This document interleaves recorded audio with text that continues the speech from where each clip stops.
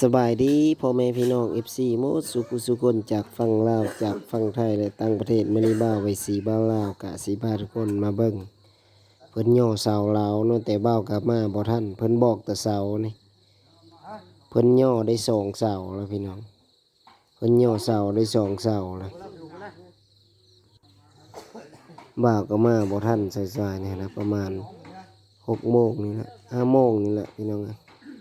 ตอนนี้ก็ยังอยากจะพื้จะพาอยู่ตอนนี้เราเก้าตัวนี้พี่น้องนี่ประเทศนะข้างเฮิรนตัวนี้4เสาอันนี้ไม้จ่ายอันนี้พี่น้องประเทศเป็นเสื้อไม้จ่ายเพราะว่าเฮาย่อเสาขึ้นมายันเสาลมนะพี่น้องไอ้กันบ่เสื้อไม้จ่าย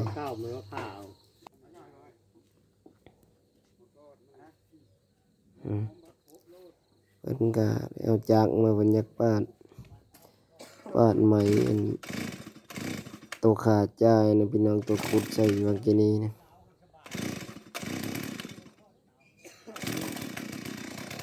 ต้องได้ตัดเพราะว่ามันยาว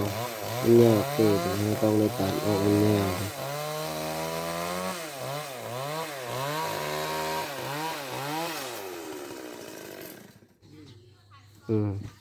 เพิ่นก็ได้เฮ็ดข้างนั้นข้างนี้นะไม้เสาจ่ายนะออกคุ้มเลยพอได้พอเฮ็ดนั่นนี่ยันเสาทับคอกันนะพี่น้องจะได้อันนั้นอันนี้ขึ้นไปใกล้เดียวมันก็แน่นนะนี่นะให้มันคักๆให้อันนี้เชื่ออันนี้เย็นตะโพนเดียวเนี่ย ได้2เสา เชื่อเย็นตะโพนนะ เตาะข้างพาดมันข้างนั้นนึงเตาะไว้เพราะว่าอย่ามันหลมพี่น้องแล้วก็ได้4เสาปกติข้างพาดมี2ข้างนี่พี่น้องเตาะข้างพาดแล้วเลยเอาเตาะไว้อยู่หลุมเอาเตาะไว้แล้วก็จะงามขึ้นข้างพาดนะพี่น้องตอนนี้เพิ่นก็กำลังใส่ติดตั้งใหม่นี่พี่น้องมันใส่ติดตั้งตอนนี้เสาที่3กำลังยังย่อก็ได้เสาที่3เลยพี่น้องมีเสาที่มี4ด้วยพี่น้องข้างกลาง2เนาะ2มี4บอนคันแม่นั่นนะก็12เสานะ6พี่น้องข้างๆนั่นก็6ข้างๆนี่ก็6 12พี่น้อง12เสากูเท่านี้ก็อยู่เด้อเนาะ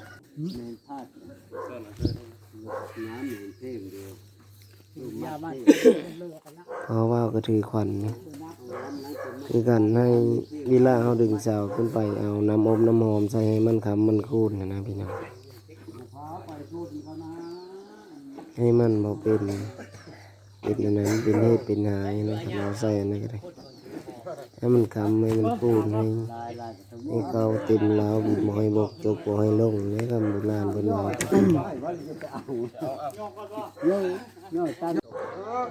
ตอนนี้เพิ่นก็ได้ดึงแล้วได้พี่น้องนะพอว่าหอนน้ำใส่น้ำอบน้ำหอมนี่ในคำพูดว่านี่เสาใหญ่ตัวเล็กน้องดึงขึ้นนี่ก็ได้3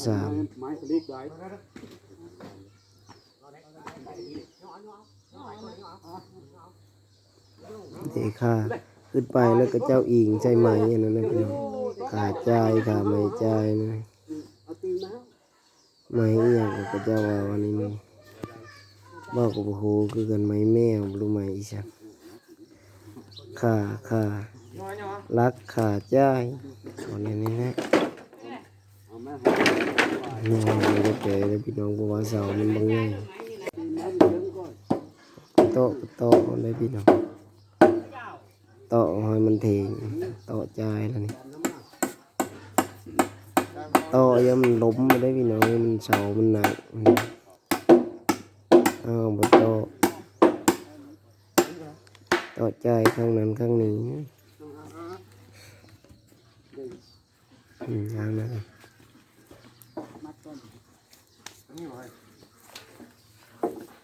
คนโบราณก็ได้พี่น้องไอ้เสานี่เพราะว่า เสาบ่อันนั้นบ่ได้นะเสามันบ่ได้ใหญ่ปานใดซ้ำพอดีเสาเหลาเนาะพี่น้องเพิ่นก็ได้เตาะจ่ายอีกอันนี้ก็พี่น้องให้มันหลมเด้เสาที่3เอาขึ้นแล้วเสาที่3เพิ่นก็ได้แกซื้อแล้วบัดนี้แกซื้อเอาแต่เสาเอาขึ้นกินนี่นี่พี่น้องเพราะว่าไปแยกซื้อเสาไม้นี่นะ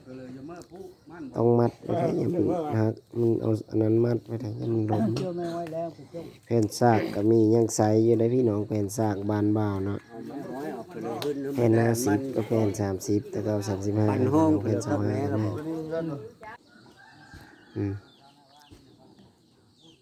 เพิ่นก็ได้หนังรอท่าเฮ็ดนั่นอยู่ตัวนี้เป็นเล้าเก้าเลยตัวนี้พี่น้องหั่นน่ะกกมะพร้าวเป็นโป่งซ้อนขึ้นมาก็มีพี่น้องเบาบอกกล้าขึ้นนี่แบบอย่ามันหักได้น่ะกกปักสูงๆหาโป่งขึ้นไปในนะหั่นน่ะพี่น้องเป็นตาย่านนี่จักกะเจ้าเฮ็ดแนวใดตอนมันยังน้อยหรือมันเกิดแบบนี้บ่เว้าก็บ่ฮู้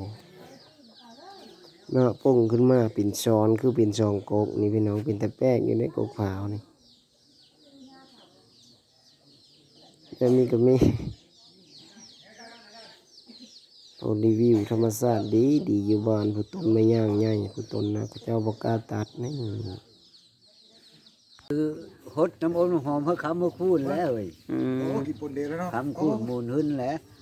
กินเนื้อบกยกมือลงเต็มเล้าเท้าคือมันคงขนมแก้น ตอนนี้เพิ่นก็ได้เอากระเจาปลาอันตัดไม้เปะมันพี่น้องก็เปะทั้งเครื่องอยู่ได้ติผู้ตัดผู้ด้อยก็ซอยผู้นั้นผู้ตัดก็ตัดก็พี่น้องก็ว่าเนาะเซลล์ตัวนั้นก็อันนั้นเซลล์ตัวนั้นกระเจาปลาตัดก็มีพอเฮ็ดตัวนี้มันบ่แน่นี่ต้องให้มันเฮาล็อกนี่นะทีนี้ก็ใส่ได้ ไม้อันนี้ไม้ดี บะตัวนี้นะให้มันเฮาลองกับเสาต้องเฮ็ดซนหากลางหาซนนั้นซนนี้นี่พี่น้องต้องเฮ็ดผู้อัน ป้าเคิงแล้วก็โชนไปอีกไปนะ สิโยลูกข้างภาคนี่นะ พอดี โอ้ ป้าก็ลุงมันป้าเคิงแล้วก็โชนไปอีกไปนะ ประมาณสิโยนี่แหละพี่น้องข้างภาคเป็นเฮ็ดแล้วประมาณบะสิโยบะบอนโหเสามันเข้าสังพึ่งก็มาเพิ่นก็กินโต๊ะใช่มั้ยสิโยมีเจ็ดโต1 2 3 4มี4พี่น้องมี4โต4สิโยกำลังแนวขึ้นที่บอนบามันงอกแงกละลายบอนนะพี่น้องโอ้เสานะบอนบามันบอนใส่สิโย รับจะเจอได้พี่น้อยมือนะโอ้ย มีผ้าเดี๋ยวกินข้าวไปนี่นักรอ ฮักตัวเล่นไปไม้แดงพี่น้องไม้แดงหากระตัดไม่ได้ดี เฮาเฮ็ดเพื่อบอก พอได้ปลาให้มันห้าวน้อยนักได้พี่น้อง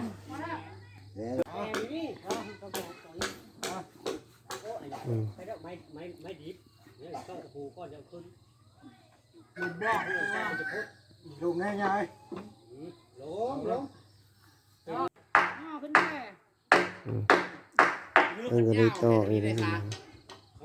ฉันเอาสาวนี่ออกมาบ่ เออ จักแน่สาวมามันก็เยอะพวกที่บ่อยู่จะพี่ บอกมีเยอะโพดเนาะปั่น เลย มักชื่อได้เนี่ยมันยาวด้วย เชื่อสองอันนี้ก่อนเชื่อสองอันนะเชื่อ เพิ่นเอาขึ้นตา ไปได้ของห้องเก่า ตา3เสาพี่น้องมันมาฮอด3เสาแล้วเพิ่นเอาขึ้นตา4 5 8 9 10 10เสาพี่น้องมาฮอด12จ้ะพอเบิ่งเพิ่นว่านี่ได้แต่10เสา เพราะว่าบ่ฮอด32เสาพี่น้องเอ้ยค่าว่าผิดก็ขอโทษขออภัยเด้อพี่น้อง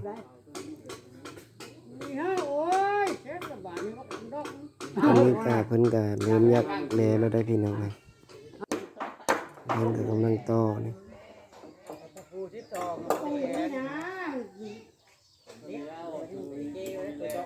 ต่อจ่ายต่อไปเรื่อยๆแล้วก็ต่ออันนี้แล้วก็ยักแหล่นั่นเนาะพี่น้องเนาะก็จบเพลงเท่านี้เนาะขอกดไลค์กดแชร์ กดติดตามเพื่อให้เป็นกำลังใจให้บ่าวเฮ็ดคลิปต่อๆไปให้ทุกคนรับเบิ่งรับชมพบกันคลิปหน้าบ๊ายบาย